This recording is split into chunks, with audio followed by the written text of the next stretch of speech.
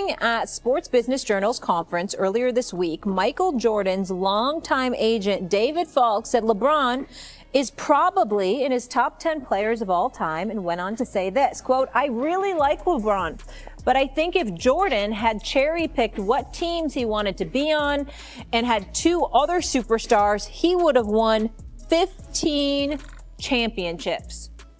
Stephen A., your reaction? He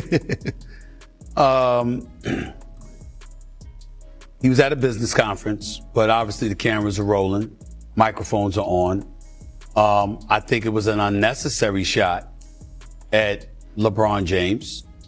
And I also think that it was a bit excessive because LeBron James is one of the top 2 or 3 players in the history of basketball. When people bring up top 5, top 10, now you are getting insulting. There are not 3 players, 4 players in NBA history better than LeBron James. That is a lie. Okay. And David Falk knows that. Having said that, he ain't lying about the comparison to Jordan. If Jordan had picked to assemble a super team, you damn right he would have won about 10 titles, if not more. That's absolutely true. But that's not what Jordan did. And in the end, what LeBron is going to have to live with is the fact that you joined Miami for your first 2 titles. You went back to Cleveland, but there was Kyrie Irving and the team was compelled to acquire Kevin Love, which obviously helped you. And then when you went to Los Angeles, you obviously got Anthony Davis. And so people are going to look at that and judge him accordingly, as opposed to somebody that stayed with one team, built it, won there first, last, and always. And that's going to be, in some people's eyes anyway, a blemish. I have no problem with that if the comparison is against Jordan. I do have a problem with it if you then try to look at LeBron and try to act like he's barely scratching the top 10 or whatever. LeBron James, in my estimation, is one of the top 2 players in the history of basketball.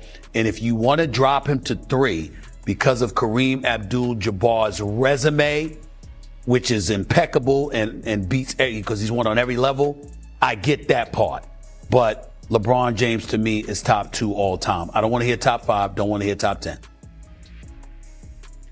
Yeah, David Falk is one of the greatest agents of all time. Not only the deals he made with Michael Jordan, but some other business deals he's made that are really historic. He's kind of telling on himself a little bit here when he says probably top 10. He's telling on himself that he's not making an honest assessment. But we'll move past that. I do think it's an interesting thing to say what would happen if Jordan played in the modern era. Absolutely, especially like in 1998, when the Bulls were exhausted as a franchise, when Pippen was done, when Phil Jackson was done, when the Bulls management was done spending money. If Jordan didn't want to retire, if he wanted to move on, he absolutely could have won more titles. I don't think it's arguable at all. But if we're going to have the discussion about time and place, let's have the full discussion, because you can't just you can't cherry pick it.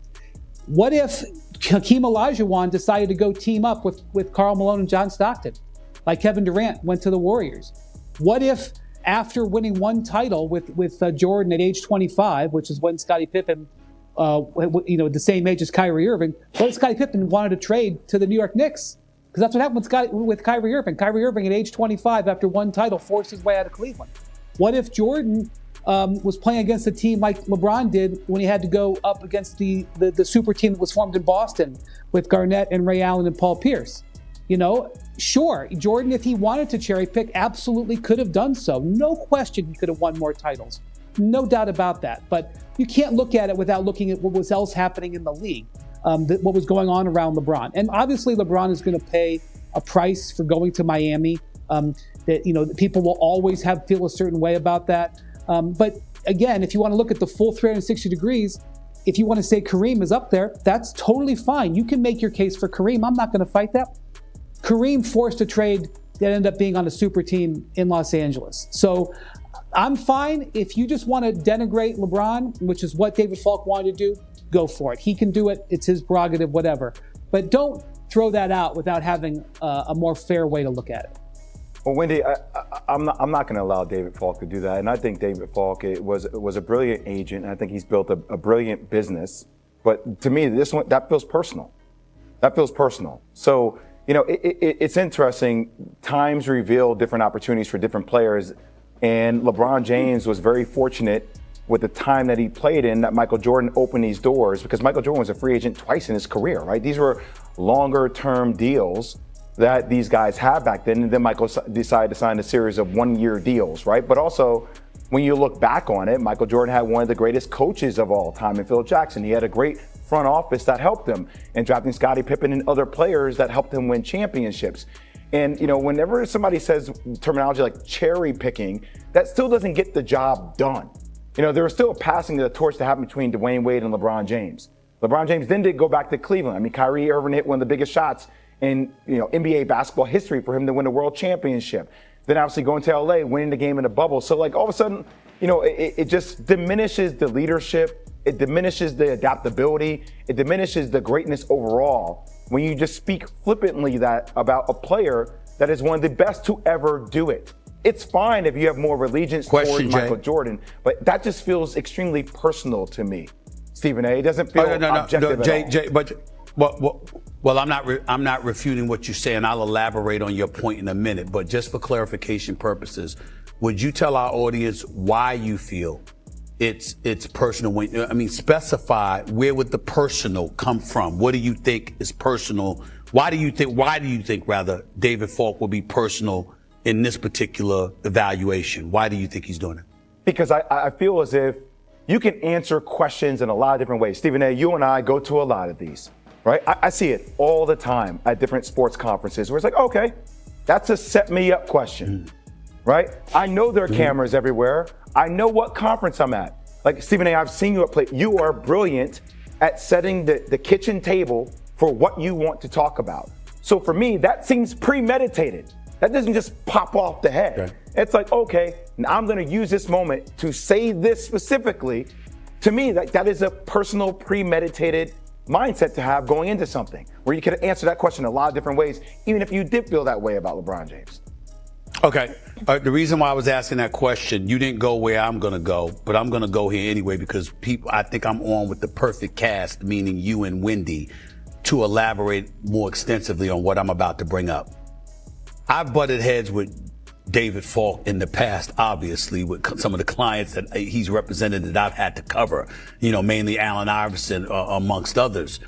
And I've grown, over the years, I grew to be very fond of David Falk. I think that he is an absolutely brilliant agent. Yes. One of the greatest in the history of all of sports. Agreed. Who is a brilliant man, a brilliant businessman, a brilliant representative who I think anybody should want fighting on their behalf because David Falk is that dude. But I do suspect that when he said what he said, although I agree with him with comparisons directly to Jordan, but nothing else, I thought the rest was insulting to LeBron James. I do get the sense that because of Rich Paul's ascension, there's a lot of animus out there because you have old guard agents, old school agents who did things a certain way, cultivated relationships, et cetera, that look at this guy, Rich Paul, and they identify obviously him with LeBron James for obvious reasons. And because of that, the critical eye intensifies. And sometimes it's not really about LeBron. It's about Rich, which I think is unfortunate. Listen, I'm a brother unapologetically. I got nothing but I root for African-American agents all the time because we know there's an abundance of agents out there that are doing their thing. The Bartlesteins of the world and Wexlers and others who are absolutely fantastic. But I make sure to give love to Bill Duffy. I make sure to give love to Aaron and Eric Goodwin. All right. I make sure to give love to the Rich Pauls of the world because I think it's important to see brothers in those positions being recognized for the great work that they do. And Rich Paul ain't somebody that's riding LeBron James' coattails. Rich Paul goes out there and puts in that work. He negotiates. He sits up there and he cultivates relationships. He has knowledge about the league and what's going on and what's in the best interest of his client. And I think that there's a lot of people who resent him as opposed to giving him the respect that he deserves. So I would say that in a roundabout way, some of the venom that comes in LeBron's direction, it's really aimed at Rich without people saying his name. That's my thought. What do you guys think? Go, Wendy. Yeah, the Rich Paul aspect of it is complicated because people don't give Rich credit because he's built an incredible business beyond LeBron. Yes, LeBron got him into the business, but some people never look past that. And in the LeBron-Jordan conversation, the difficulty is the nuance because so many people stake their position and they don't want to hear nuance. For example, Jordan's 6-0 record in the finals is untouchable. No one will touch it. But part of what LeBron was able to do is go to those other teams, as Jay referenced. Just because you went to those teams doesn't guarantee anything. He went to those teams and rebuilt it all and carried those teams up. And then when he had big disappointments, he picked himself up, going to the finals year over year over year, switching teams and rebuilding it up. That's difficult. And no one will ever give you credit, when LeBron made that run of 8 finals in a row in 9 and 11 years, because he had losses, people dismiss it. That run, what was amazing, that he was able to do it with 3 different organizations and win NBA Finals MVP with 3 different teams, completely different iterations. That's part of his claim as to where he is with his legacy. But, Jordan didn't do that. Twice in Jordan's career, he retired because he was so mentally, physically, emotionally exhausted. LeBron pushed through those things to keep going. People look at that as weakness for some reason. It doesn't seem to make sense, but I also understand that Jordan is believed as being untouchable. And that's what Falk is doing here. Falk is not crediting LeBron for the difficulty of what he did. He's dismissing it because his record isn't as perfect as Jordan's. And Stephen A., just one last point on your point, because I would agree with your sentiment on that. I think there is an additional aspect of that as well. It's Rich Paul also represents the player empowerment movement in the era, right, in which players can dictate to a degree their futures. And we both know David, and Wendy, you do too. Like, David is one competitive dude, okay, in everything he does. And I'm sure there is a part of David Falk that thinks, if I had that ability to control players that I had on his roster at that time, what their careers could have been and what his earning potential could have been, it could have been very different. And he was the successful at doing it. But I'm sure there's a part of that as well. Well, I will say this in closing.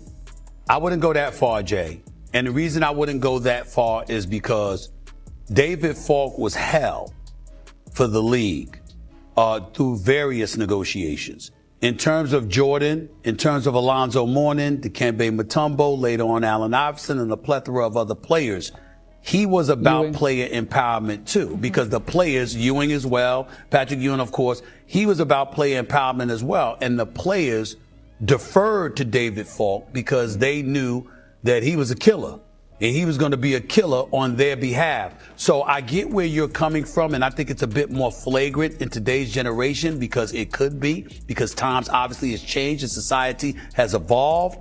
But it's not like David Falk was one of those dudes that wanted the league to have all the power, but didn't want the players to have power. David Falk wanted the players to have some power, especially since they were listening to him. It's a riveting conversation. It's a fun thought experiment. Unfortunately, we'll never. Chào mừng các bạn đã đến với kênh YouTube của mình. Ngày hôm nay mình sẽ làm một. What's your favorite team? Comment below, and if you liked the video, please leave a like. This really helps the channel grow and brings you even more content. Oh, and if you're not subscribed yet, what are you waiting for?